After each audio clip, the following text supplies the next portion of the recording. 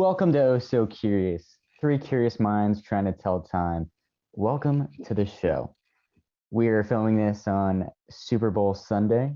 So it's about a bunch of people just coming together, fight to the death almost, trying to get an award. So let's talk about what we're all thinking about. The Oscars, obviously. Together I have with me Jan and Brian. Hi guys. How you doing? How are you? Good. I just want to give a quick shout out to Von Miller, outside linebacker, for he's going to be playing in the Super Bowl. I'm wearing his Denver Broncos jersey, but yeah, just Super Bowl Sunday, so I have to wear the jersey.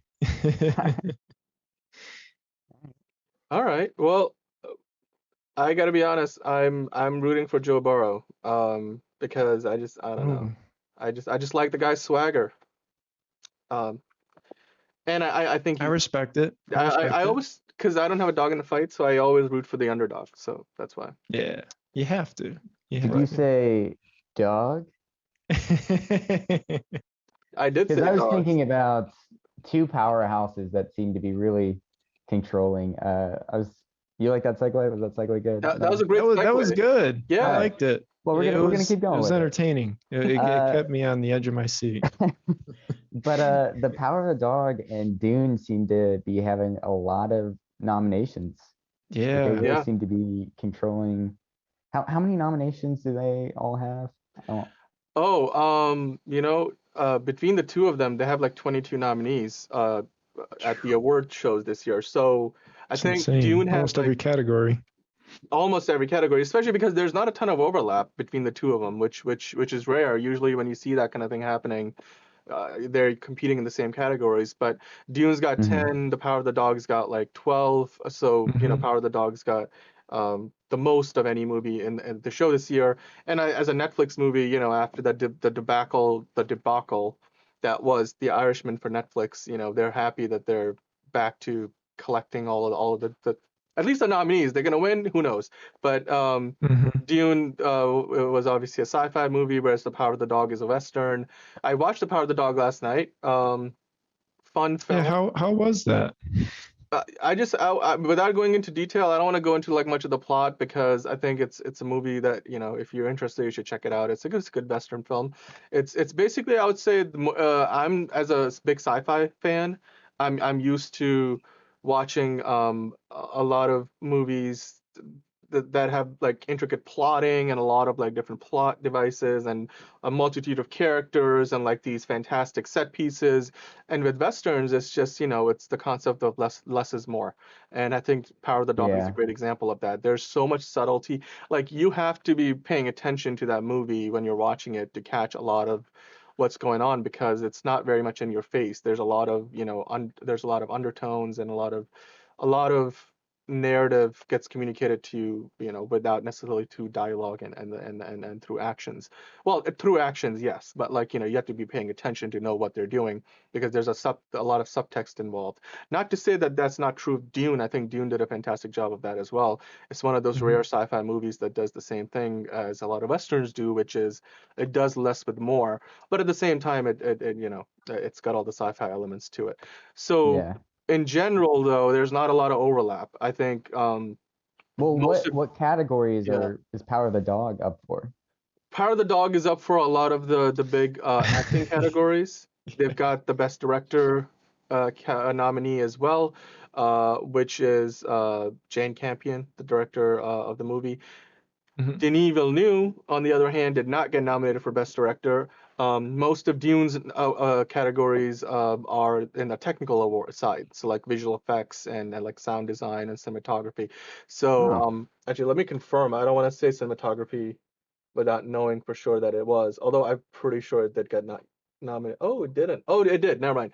It did. Dune is nominated in cinematography, as is The Power of the Dog, which is one of those few categories where they overlap. But by and large, Dune did not get many acting or like those prime award categories. It's I was gonna say when it's yeah. like big landscapes, cinematography award really tries to go for those. Yeah. Well, So they're both beautifully shot movies, so yeah, I no, think they're well deserving of the categories that they're nominated in. Are they gonna win all those awards? Nobody knows. Most of the time, Mhm. movies that have like dozen nominations don't tend to walk away with a dozen trophies. So we'll see what happens. Uh, it's gonna be fun though. There's a lot of good yeah, nominees. I mean, what do you guys think about some of the movies that maybe got snubbed or didn't get nominated? yes, please. Sorry. Something that seemed to go really under the radar was the King Arthur movie, The Green Knight, which I thought was such Was a that a King Arthur cool. film? I've not seen it, but Well, I haven't seen it either. it's like an Arthurian tale, okay. basically. So it's I don't know. This might just be me, but it's really interesting when you get to there's like this tale that's almost as old as time, and it's not modern, Right. but you get like that modern storytelling, and I think makeup alone, I think it should have been at least nominated because I forget the character, but I think it is the Green Knight. It's been a while since I watched it. I'm gonna Isn't be it like honest. is it Dave Patel who plays He the plays lead role? yeah, he plays the lead role, Yeah. and he goes against the Green. I feel so bad. I was just hyping this movie up, and I don't even remember. Well, I know that's one of the one of the movies that people really thought would get some consideration or more consideration. I don't think it got any did it get any nominee? Yeah, yeah, No, I don't exactly. It think it just did. I know people got totally really upset about yeah, Lady Gaga. not getting the for House of House of Gucci. Gucci. Yeah. Yeah, Oh, I thought that would be a lock. I was like, oh, she's gonna be in there, but she's not. I think we can take a look at who is actress in a leading role. Which here's the thing, I was surprised by some of what they did put in there because if you look at this, an actress in a leading role, they have Olivia Colman for The Lost Daughter, which by the way is a movie that serves as Maggie Gyllenhaal's directorial debut. Nicole Kidman, I think, is deserving being the Ricardos. Jessica Chastain, The Eyes of Tammy Faye, great. Penelope Cruz, Parallel Mothers, that's flew under the radar, and most people don't know that movie even exists, but good film. Kristen Stewart for Spencer. Uh, I feel like I would have probably Yeah, dropped Kristen Stewart and Olivia Colman, but then again, I'll be whoa, lying to you if I saw both. I have not seen the entirety of both of those movies, but based on what I've heard about those two performances versus, let's say, Lady Gaga and House of Gucci, okay, maybe leave Olivia Colman in there, but I think Kristen Stewart maybe was not quite as deserving as perhaps I don't think Lady so Gaga. either. I I don't think think so either. Yeah, I saw Spencer not too long ago, and I it's kind of like a film where you're kind of just like sitting there, like waiting for something. It's Right. like, I know they kind of go over the whole like cheating scandal, with what's his name, Prince Charles and all that, but yeah, it's like you're waiting Yeah. for like more to happen. You know what I Isn't it mean? like a And it's movie that basically takes place over the course of a few days in the lives of these people, and it's not really like this grand view of the mm-mm, relationship. It's more or less a moment in no, time kind of a film. right? I mean, Yeah. potential was there. I just don't think it lived up to it And potentially. I have nothing wrong with Kristen Stewart. I mean, Yeah, I maybe had a little bit more, like I had more expectation kind of going right. into it, but I wasn't impressed with it at all. But I Yeah, do have to say that, yeah, Nicole Kidman, being the Ricardos, I saw that right. great portrayal of the Ricardos and basically everything that happened, during that time and while they were, doing the show. And I had a great appreciation for that piece. I thought it was very Yeah. good. No, absolutely. I mean, to me, the biggest snub probably was Denis Villeneuve not getting nominated for the Best Director category. Which look, the best director category is one of those prime categories every year. Jane Campion from Power of the Dog, Paul Thomas Anderson, Licorice Pizza, Kenneth Branagh, Belfast, Steven Hmm. Spielberg, West Side Story, Ryosuke Hamaguchi for Drive My Car. Great nominees. It's always like somebody's gotta get snubbed because there's usually more than five great directors doing great work every year, right? But so it is what it is. But as far as best film goes, right? Because that is of course the main event, if you will, of the Oscars every year. Before we move on to talking about other things, I just wanted to get your opinion, guys. They obviously, nowadays they don't just do 5 nominees; they do 10 for Best Picture, or up to 10, I should Yeah. say, depending on Up to whether 10. there's enough to fill the category. This year, if you do the count, there are indeed 10 nominees. Of course, it's Power of the Dog, the usual suspects, that not the usual suspects, but the ones that you would imagine: The Power of the Dog, Belfast, West Side Story, Dune, Licorice Pizza, King Richard, Coda, Don't Look Up, Drive My Car, Nightmare Alley. 10 great films. Pretty solid. Pretty Yeah. solid, right? I mean, King Richard, Will Smith, he's also nominated for Best Actor this year. Dune, we have talked about at length already. The Power of the Dog, we've talked about. Belfast is that Kenneth Branagh movie. It's shot in Academy format, black and white. It's got Jamie Dornan in it. Yeah, I was gonna say if it's black and white, it's gonna get a nomination. Yeah, although I don't think The Elite. Lighthouse got nominated that year that it came out. It might have, but that was also Academy. That movie is like one. I don't know what that movie is, but Licorice Pizza, I'm sure we have seen enough commercials of that at this point if you haven't seen the movie itself. Coda is one Mhm. that I actually got to see as a preview at one point. Like I got a screener, and I watched it. Mhm. Oh, It's a fantastic movie. I think that's one of the movies that potentially is flying under a lot of people's radars. It's on Apple TV Plus, and it could really pull off. I quite think a it bit. was the first film starring a predominantly deaf cast Yeah. in leading roles. Oh, Actually, absolutely. if Everybody I'm who's not deaf in wrong. the movie, I'm pretty sure is actually deaf in real life. Like they didn't just go like, okay, let's just hire somebody to play a deaf person. Yeah. They were as authentic with it. And the lady, well, I'm that's forgetting her awesome. Yeah, name. I like that. Well, to Yeah, be nominated for a Best Picture, yeah, it's. I think right. it's the first time that's actually happened, which And is the interesting. and the So. person who plays the leading role, she's a fantastic actress, young up Hmm. and coming actress. She didn't get nominated, I don't think, for the best actress role Hmm. category, but um, I'll be honest that that movie caught me off guard because I was like, okay, well, I don't know what this is. This is not the kind of flavor of film that I usually go for, but it surprised me in a good way. King Richard is still something I've got to see. I have not seen Licorice Pizza yet. I got like Either. halfway through King Richard. Yeah, I thought it was Yeah, pretty good from what I saw. I forget why I stopped watching it, but obviously a big fan of Will Smith and just love the whole story of how the Williams sisters, made it to where they are today, and right. a lot of that stuff's interesting. And plus, it's sports too. You know what I mean? But he was pretty tough on them. You know what I mean? In like the whole training aspect and Yeah, getting them prepared Hmm. for becoming these tennis stars that they yeah. are. And Anjana Ellis, who uh, plays one of the Williams sisters, actually is nominated in Best Actress in the supporting role. mhm. So definitely they're getting consideration. I Um, will say I was looking through that list and I was surprised to say "Don't Look Up" was on there. That's a oh, very Yeah. controversial film. wait, you're Yeah. talking? Oh, Best Picture? Yeah, it's Yeah. polarizing. That's not a movie I've seen yet, but I can tell you, anybody who has I seen it, I don't recommend seeing it, Daniel. well, because See, most I've people who heard have that, seen it but either say they love it or they hate it. They don't kind of land in the middle anywhere. I It's think our yeah. producer, Andrew, I think he's seen it, and he's had a few words to say about it. But it's yeah, it's it was loaded with all these stars, and I just think like the dialogue is weird in it, and the whole storyline. Obviously, it's a movie about like it's not based on a true story or anything, but it's a movie literally based about like the realities that could happen if a meteorite were to actually hit our planet Earth, and yeah. just everything about it was just kind of it was really like just weird in a sense, and I did not understand a lot of it. So you're Yeah. saying you But don't agree with the nomination? no, I don't. I mean, if you're Yeah. gonna snub out Spider-Man and put Don't Look Up in front of it, I mean, come on, that's I Yeah. think that's a little Well, for me, ridiculous. I would say Spider-Man wouldn't have really been an upgrade. I would just say that would have been a sideways, if not a downwards move. Because as much as I love Spider-Man, I don't think it's quite Best Picture material. But I do Yeah, agree with there's you. I don't, definitely you know, there's Don't a Look Up isn't stigma with the exactly something I would superhero have movies. considered.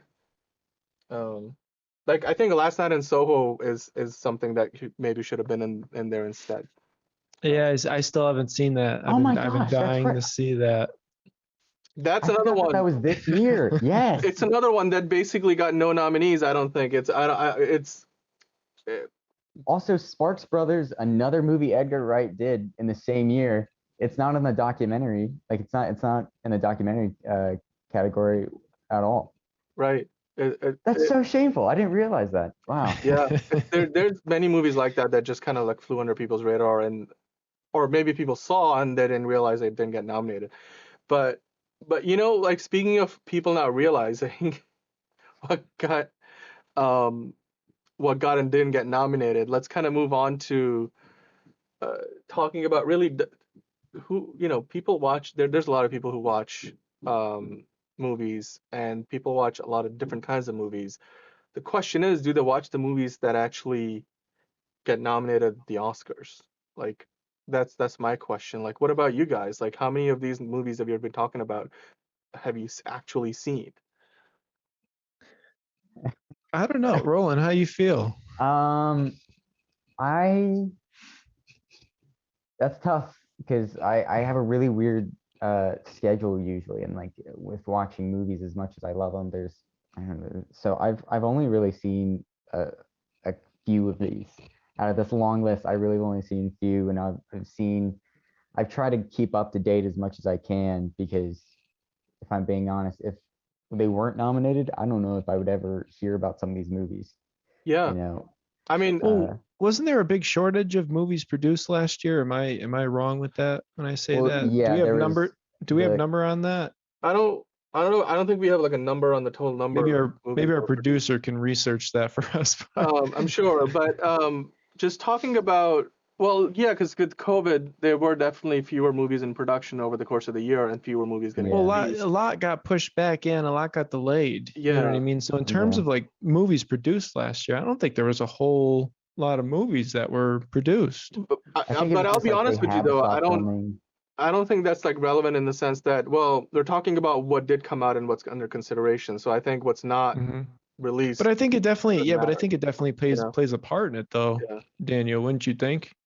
I wouldn't think so, no, because it doesn't matter. I mean, if it didn't come out, you didn't see it, it's not even eligible, like I don't care. We'll talk about it when there's time to talk about that movie. That's how I feel about that. Yeah, Um, but talking about like fair if enough. anyone care, let me point this out to you guys, right? This is Hmm. a chart showing Oscars viewership all the way from 2010 to 2021. So last year showed that Hmm. the one that they basically had nobody attend because of COVID.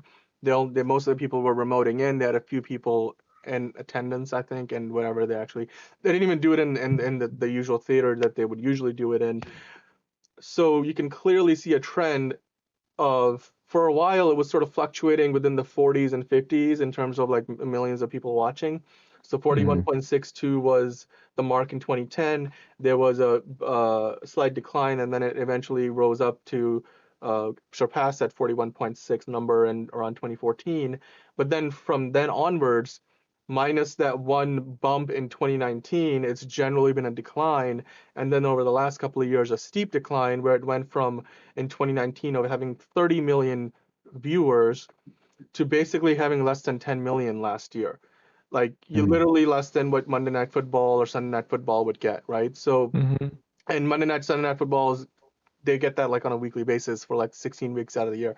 So, why is that? Like, can you guys explain to me, like, what do you think is the reason? Why do you think that ratings keep getting lower? Honestly, yeah, from my perspective, there might be, multiple things kind of like affecting that if you kind of like stand back and look at it, from Yeah. multiple like directions.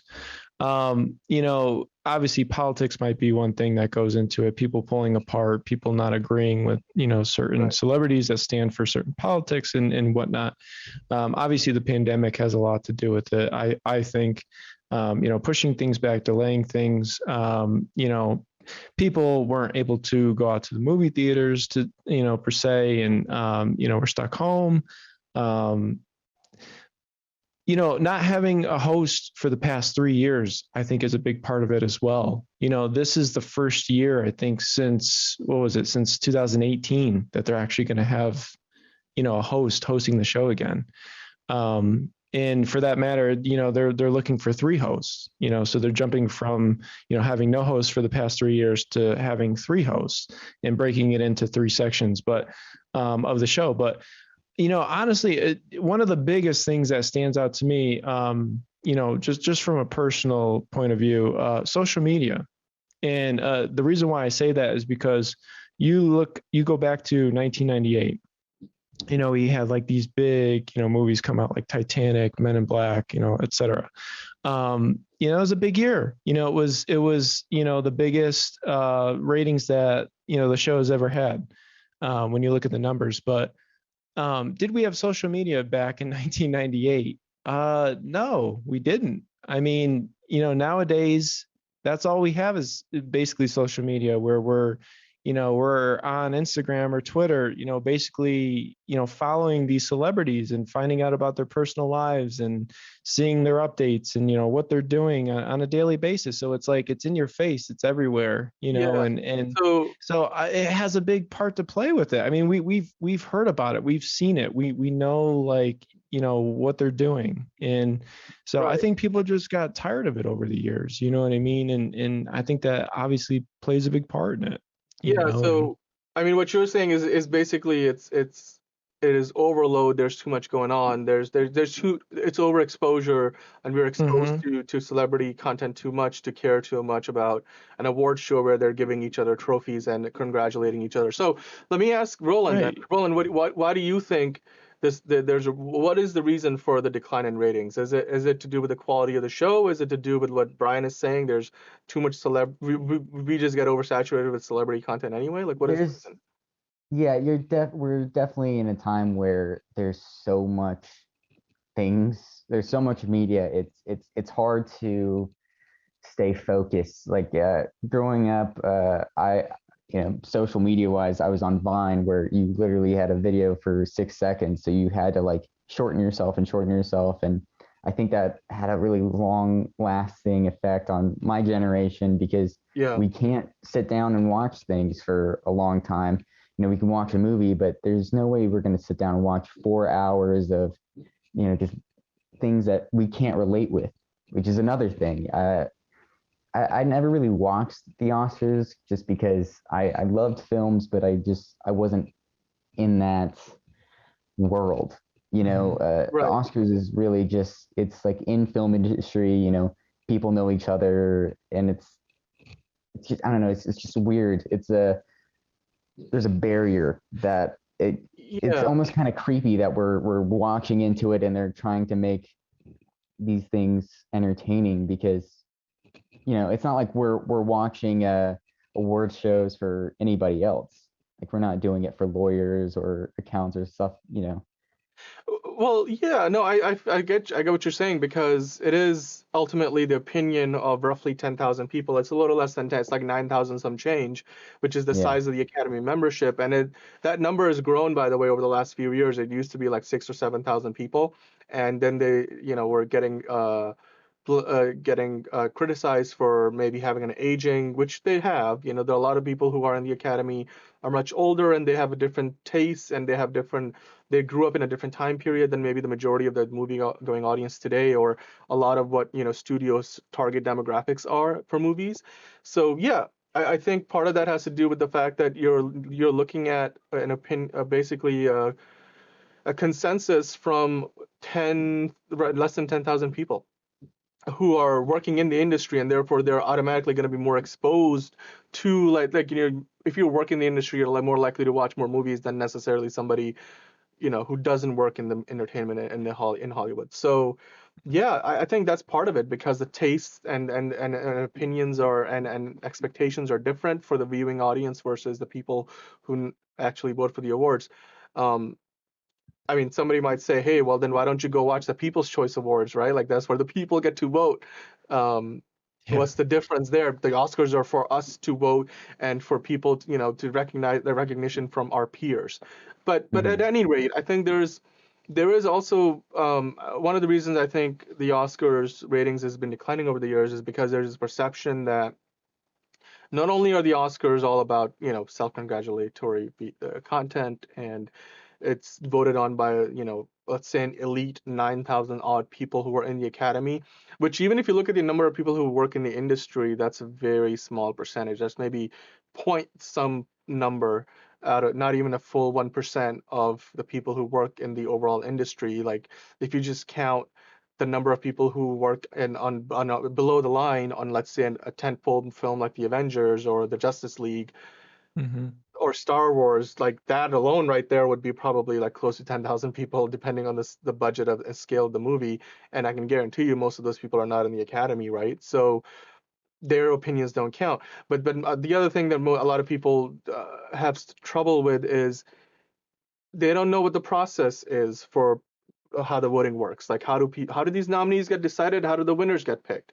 And because that process isn't publicized as much, it's not like it's not public knowledge. You can, if you dig in around enough, you can find the information, but it isn't something that is readily available. It isn't something that is like, the Oscars every year, they don't necessarily like say, okay, well, here's the 5-minute package about how we nominate our nominees, and then how we nominate how we pick the nominees and the winners.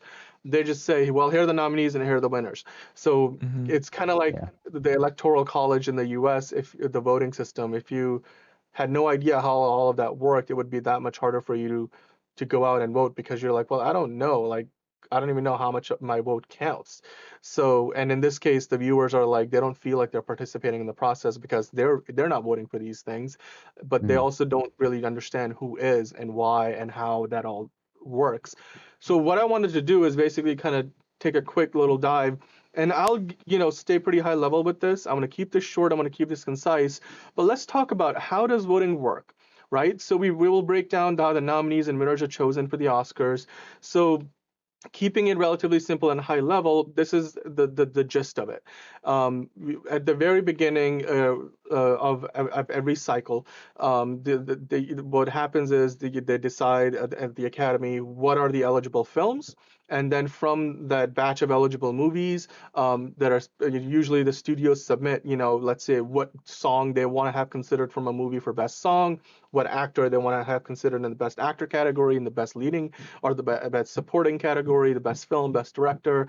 Like, it's up to the filmmakers to submit what categories they want to be considered in, and then that list is compiled, and then the Academy sends that list out to its membership, and then what happens from there is people who work in specific fields, like for the best director category, the directors get to vote on the nominees. So for the best actors categories, the actors in the Academy get to vote on those nominees. Like best cinematography is voted on by cinematographers in the Academy. So what you're not getting is the entire Academy voting for every nominee, every category. It's the people in specific subsections of the industry vote for their category, and then once it's kind of a graduated ballot system. So it's sort of like how MVPs decided in a lot of sports leagues. It's not exactly the same, but it's sort of like that, where you vote for like your number 1, 2, 3, 4, 5, 6, 7, and 9, 10, however many people for your category you nominate. And then they compile all those together, and based on the total number of votes you get for, let's say, Will Smith for King Richard, and total number of 2 for, let's say, Jamie Dornan for Belfast, and like you kind of like, they figure out who gets the most number 1 votes and the most number 2 votes, and then once they hit the magic number for each one, which there's some extra math involved that I don't want to get into right now, they complete the categories, with each category getting 5 total nominees, and then whoever goes beyond that number, whatever's beyond that number is basically not considered, and you might consider those snubs. In best film, you can have up to 10 up to 10 nominees now. In the past, it used to be 5. Then once all of those categories are figured out, those nominees are sent out to the entire Academy membership to vote on, and then the entire Academy membership votes on who the winners are going to be. But the nominees themselves are voted on only by the subsection of the Academy that is devoted, that does the same kind of work that the category is all about. So the best director They're following a formula. categories, nominees are decided by by only the directors in the Academy. Not like, so if you were a cinematographer, you would have no choice. You would have no say in what the best director nominees would be. Like you had a say on what the best cinematography nominees would be, but not the other way around. Yeah, so like the point is that this is a small group that decides, and a not so It is even right right. for everyone. So as far as the nominees are concerned, an even smaller subsection of the membership decides who the nominees are. Granted, the entire membership decides who the winners are. As far as best film goes, however, that is the exception, where the nominees for the best film are voted on by everybody. So everybody gives their ballot, and then based on that, you get 5 to 10 nominees, and then everybody then votes on who the winner might be. So it is a graduated process. And by graduated, I don't mean like graduated as in, you're graduating 11th grade to 12th grade. I'm talking more about graduate as in a graduate. It's subsections, and it's kind of divided up into like a pillar, like a pyramid. But Yeah. Thank you for that short Daniel, explanation. yeah, that was unbelievable. But do you think I'm this trying kind to of keep it as simple as possible. I'm sorry, like It's you very can. complex. It is do you think complex. this sort of process though that is kind of like unknown to most of the general public? Do you think this is what is kind of like starting to create like a disconnect, between the general public and the Oscars themselves? Yes. I mean, yes and no, in the sense that I have to be honest. Like, I feel like it depends on, like, if you were in the brand and marketing team for the Oscars, right? And you were talking about, well, what are the Oscars? What do the Oscars stand for? And if they say, well, the Oscars stand for the definitive best of the best recognition every year, then by measure of that, you're gonna put the integrity of the voting process and try to keep it as standardized and as prestigious as possible, that whole process. Whereas if you said, well, it should reflect what the people think, then it'll be a very different process, right? So I think by design, the Oscars are meant to be more exclusive, and that's part of how they derive their prestige. But Yeah. obviously at the same time, that doesn't quite play to the taste and the general public opinion. Like, like, for example, we were talking about earlier, The Green Knight, Last Night in Soho, Lady Gaga not getting nominated for leading actress in House of Gucci. Those are nominees that the people probably want to see more so than this, obviously, the Academy. So yes, there is a disconnect there, and I think part of that is by design. And that's why I think there is that disconnect. Like, what do you guys think? Well, I was gonna say it's almost like they're shooting themselves in the foot though by doing that, like the Academy, and you know what I mean, because you want that viewership, you want those ratings, you know what I mean, and to see 2021 being their like a disaster, you know what I mean, like their worst year yet, it's like how do we fix Right. that? We're in like panic mode now almost, and Yeah. they're kind of they're searching for something now, and I don't know if that whole getting like a 3-host type show for this year's show is going to solve that, but because I think in a way you need to connect with your audience, you know what I mean, like I think having, because like I stated already earlier, not having a host for the past 3 years kind of hurt, I think, in a way, maybe a big way at that, but having a host that people connect with and relate to, and that is very popular, and they like, they're a good presenter, they're a good speaker, maybe someone like a Jimmy Kimmel, or maybe somebody like Ellen DeGeneres, or maybe somebody like Billy Crystal, for example, who had 9 appearances. There's a reason why he did the Oscars 9 times. There's a reason why Bob Hope did the Oscars 19 times.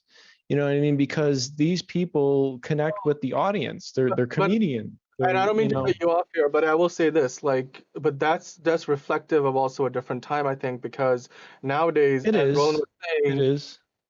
People's attention spans are shorter than ever. I don't think people want to see the same people every year because they're like, well, I already saw that last year. It's kind of like, I watched The Power of the Dog last night. I have no inkling to watch it again today, because I'm like, I already saw that thing, and I'm probably not going to want to watch it like next week either, right? So you can make an argument either way, but we're going to be talking more about the host later on in the show, so I don't want to go too deep into it. What I do want to go a little deeper into it right now is let's talk about, we have mentioned it already, there's a disconnect between the public and between maybe like the Academy and what they vote on and what the public considers to be good movies. So there's obviously a lot of other award shows, like the awards season starts sort of in February or even sooner, like you could say in January. Like the Golden Globes this year happened, I think, in January, and they were very subdued today, didn't even get brought televised, and there's reasons for that we don't have to get into right now. But you have the Emmys, you have like the Grammy. I mean, Grammys and Emmys are also People's Choice Award. People's Choice Award, the MTV. But there's a big four though. The Kids' Choice Award. Well, yeah, go ahead, yeah. No, I was You've just gonna say got the Golden Globes, the People's Choice Awards, the Emmys, and Tonys, if you want to bring those the into Oscars. Although what I would say is in terms of what's considered the most prestigious for movies is obviously the Oscars is at the top, and then after that you have the SAG Awards, you have the DGA Awards, so like all these guilds that do their own awards. Hmm. But at the end of the day, the question I'm trying to ask is, these are all awards being given out by peers to their peers. Like, if I was a director and I was to get an Oscar for Best Director, I'm getting awarded by my peers, my other best directors in the industry, saying, dude, you did the best job this year of any of us. Congratulations, right? Yeah. Obviously, great dream to have, and hopefully one day I'll have that chance. But if you're not in that position and you're somebody who just went to see a bunch of movies last year and you're like, I love that movie, but that movie did not even get, like Spider-Man, did not even get nominated for Best Director. Hmm. So it comes across as, oh, but these are a bunch of people who are just like, there's a sense of elitism involved in that, right? So, yeah, for sure. but isn't that true of basically every set of awards, unless you're talking about the People's Choice Award where people actually get to vote on it, where it's like, okay, well, if you watch the show then and you voted, then you feel a little more involved. There's a certain sense of interaction. There's a certain sense of ownership you can take in that. Whereas with the Right. Oscars, it feels like you're distant. You're in third person perspective, like you're just observing the proceedings. And if you weren't there and completely independent of whatever you had to do with the award show, nothing would be different. And so, does that make I all of mean, these awards it's redundant because hard. they're doing the same thing? It's hard to have any award show period without it seeming a little not pretentious, but you're accepting an award. It's kind of Well, hard like to be. redundant, a little redundant, right? Just Well, yeah, like you've redundant seen because it there's before. so many of those. But I think the problem is that there's just so much marketing and being like, hey, you should watch us get awards. Like, I think it'd be really cool if you did that. Because we're the people that are the Yeah. gods. You know what I Yeah. mean? We are the people that are above you. Yeah. We have Like and mansions. subscribe to our Oscar watching. Yeah. I it's it's tough. I don't know. I know this is kind of going back, but with the views going down so much lately, I just never got it. Even as a kid, you're just I don't know. I'm putting my foot in my mouth. I'm sorry. No, hey, look, I agree with you to a certain degree because I myself don't necessarily pay attention to the Oscars as much as I would, but like a part of me would want to, right? If you're like, if I'm a filmmaker and I'm working in the industry, then the Oscars should be the biggest thing, like one of the biggest things circled on my calendar every year. But it's not. It's just simply not It should be like the Super Bowl of like film, of everything, right? what I mean, Exactly. in a But way. and if you look at the numbers, like I'll just pull this up again. Maybe in 2010 it was like I mean, granted, let's be honest here, right? The Super Bowl, if the Super Bowl today, the Bengals and the Rams, like if that broadcast brought in 41.6 million viewers, Mhm. people would be like, something is wrong, right? So Right. yes, it's not Right. even at the peak of in the last decade. But Even but the Daniel, numbers were close, but it is obviously. I see what you're saying. Yeah. But Daniel, besides being a sports fanatic, besides following the NFL, having a favorite NFL team, because I'm going to relate this to sports really quick. Yeah. What is another big reason why you tune in for the Super Bowl every year? If you're not a sports fan, if you're not a sports fanatic, you don't have a favorite sports team, you don't have favorite players or whatever, you tune in for the halftime show. You tune in for the commercials. Yeah, I was gonna say the commercials. The marketing, yeah. Yeah. That is why you watch the Super Bowl if you're not a big sports fan, and you could care less about who wins the Super Bowl. You know what I mean? Yeah. Like, am I wrong when I say that? No, you're right. You're completely right. Right. I think that's the whole thing with you can kind of relate that to the Oscars in a way. You know what I mean? It's like, what is that attraction besides watching these people win awards for themselves? You know what I mean? Like, I don't care. You know what I mean? It's like, I've seen it time and time again. I can get the updates on my phone the next day. Like, why? And I think Roland made a fantastic point earlier about it's like this new generation kind of coming into play now. like with the short attention span and, the social media is everywhere, I can get the updates the next day. Mhm. Like it all is starting to like make sense, I mean, like it's just 4 hours of like, oh, and the nomination is. yeah, nearly Yeah. 4 hours long. I You know mean, what I there's mean? Like with so many commercials that are, it's just regular commercials. We're not Super Bowl commercials here. yeah. We have like stiff actors and actresses, reading these from these cue cards. You Yeah. know Well, what I maybe mean? Like, once in a while, but I see her most of the time it's stiff. So There's yeah. a song and dance in there, every Well, I mean, if you sprinkled have in there, Seth yeah. MacFarlane, hosting the Oscars, there's going to be plenty Yeah. song and dance. Somebody who I would personally like to Well, see host the Oscars again.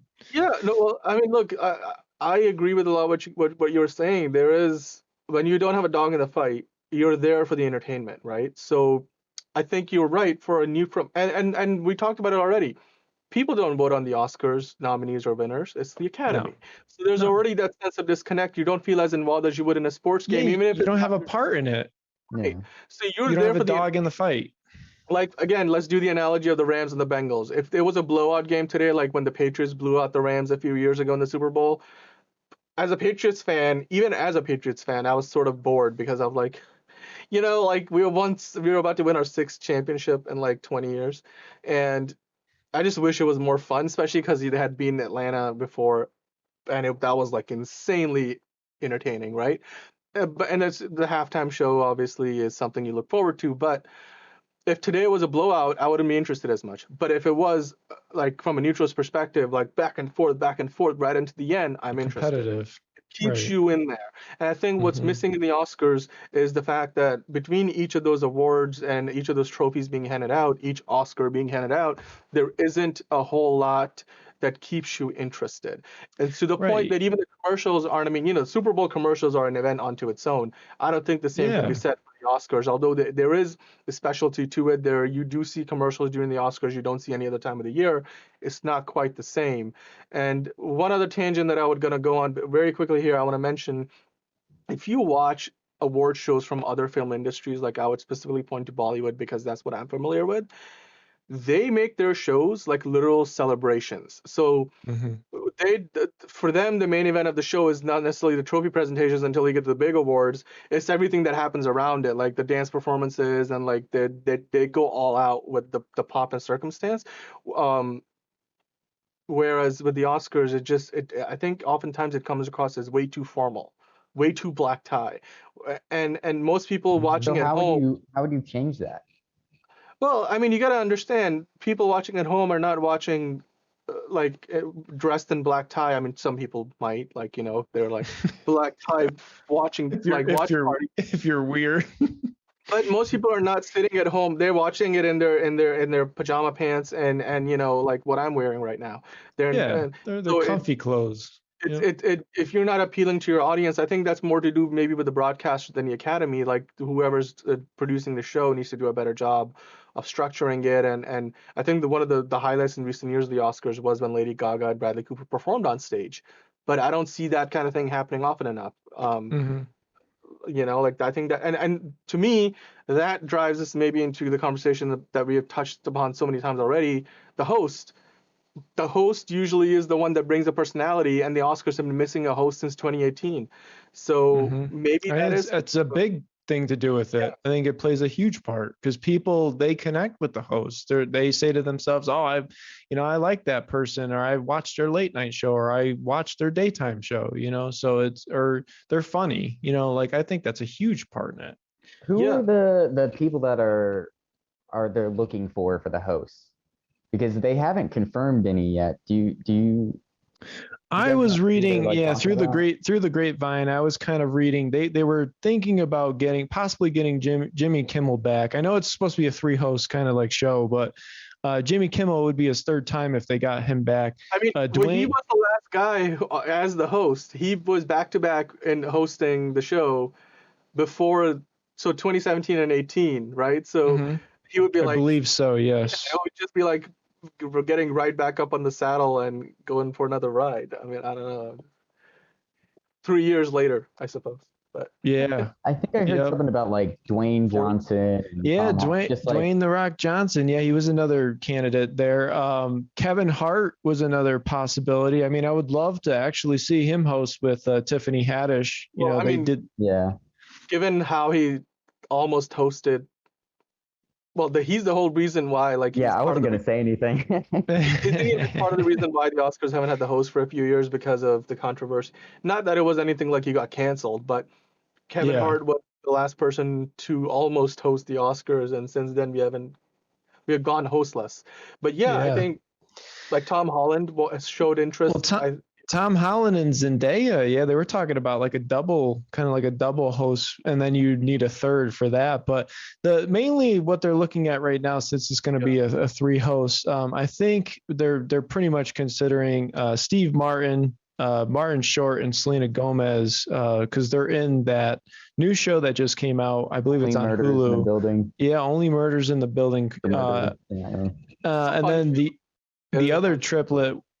Yeah, the other triplet I was going to say just real quick, Maya Rudolph, Tina Fey, and Amy Poehler, they've obviously, all three of them have done a lot of work together, especially through SNL and such. But yeah, there was also another rumor that they were trying to get Pete Davidson actually to be one of the hosts especially for the younger, in an attempt to draw in younger viewers, but he declined.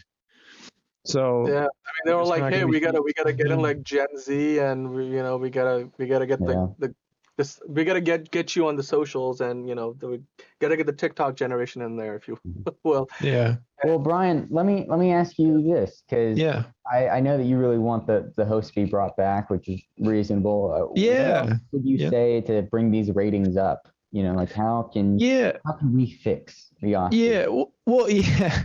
I mean, before I give you a quick little list of, because I wrote down some people, some actors, actresses, late night hosts, even some directors are in there, to be honest with you, some TV personalities, some comedians. But before I get into that, just really quickly, my personal favorite, I already mentioned him, Seth MacFarlane. A lot has to do with Family Guy. I know he hosted the 85th Oscars in 2013. And one of my favorite parts of that show was when he did the musical bit, We Saw Your Boobs. And he basically went through and, named all the actresses, obviously, where we saw their boobs in film. And he got a lot of criticism from that.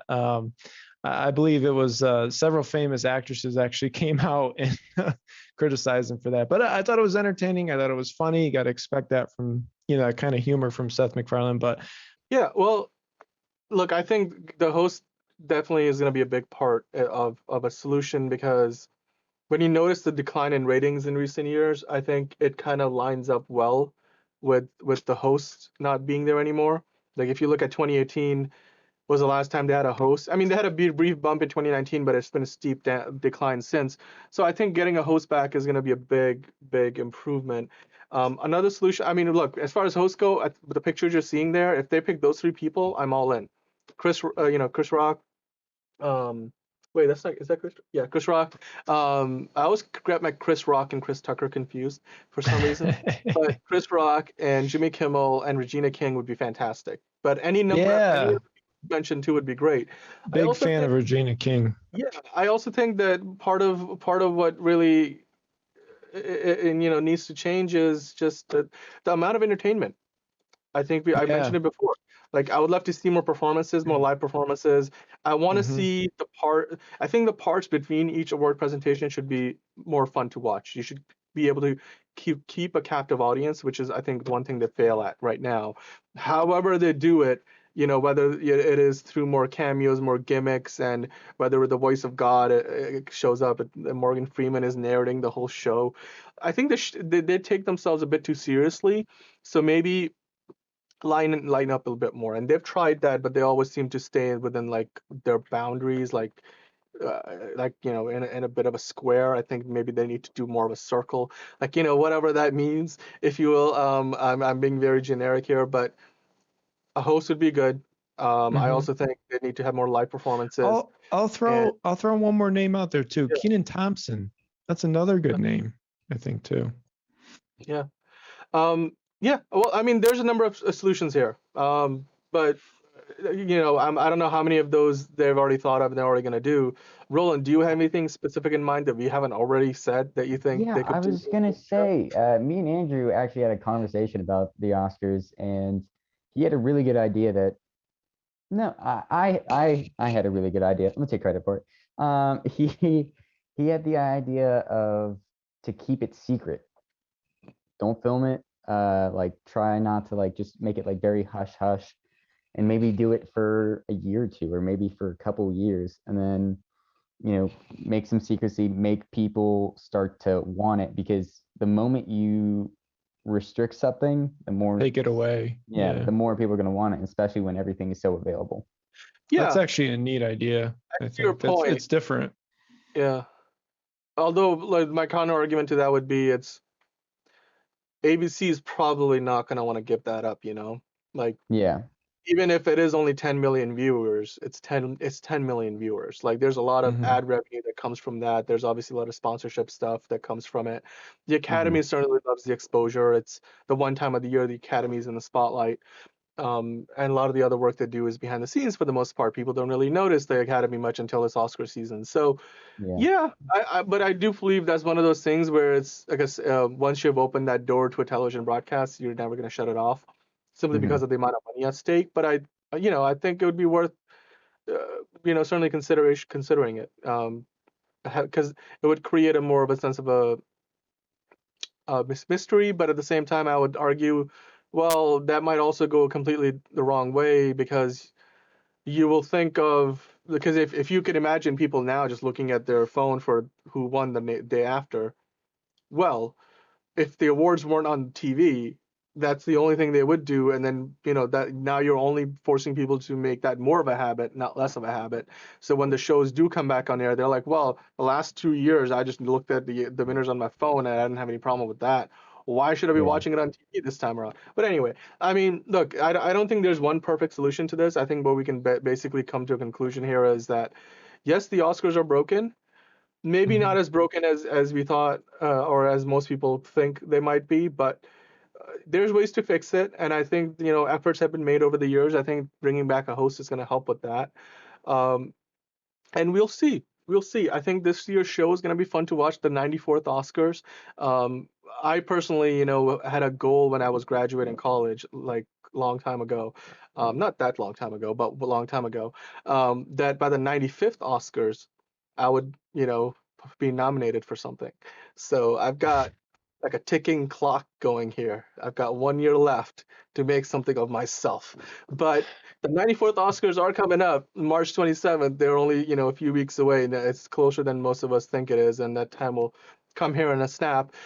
But we are also curious, and we will be doing a watch along live stream March 27th. We're going to be here the whole time live for however long the shows goes on for 4 hours, 4 hours.